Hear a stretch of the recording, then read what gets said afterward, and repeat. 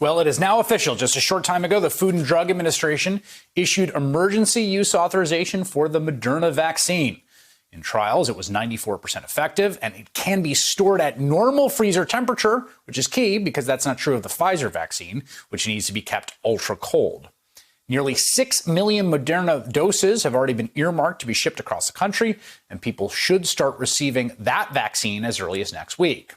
We are 10 months into this pandemic, and we now have 2 highly effective vaccines, thanks in no small part to the extraordinary effort of the scientific community, which came together in an unprecedented way to fight this thing. As Ed Yong details in The Atlantic, thousands of researchers dropped whatever intellectual puzzles had previously consumed their curiosity and began working on the pandemic instead. In mere months, science became thoroughly COVIDized. And Ed Yong joins me now.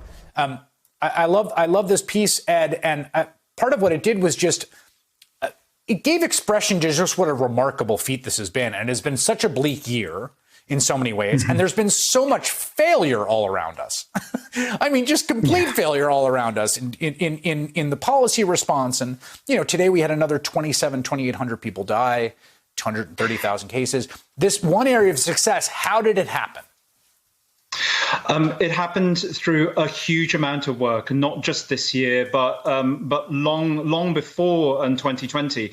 So the fact that we have now 2 effective, very effective vaccines against a virus that we didn't really know about this time last year is a monumental feat.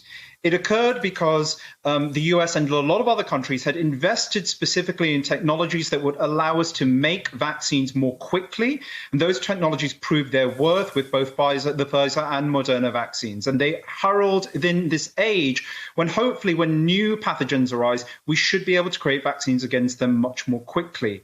This is a huge achievement. It speaks to what science can do when given the right support, when given the right long-term investments. And of course, it also comes at a cost. All this attention on COVID-19, draws attention away from other important health problems and other important puzzles that still need to be solved.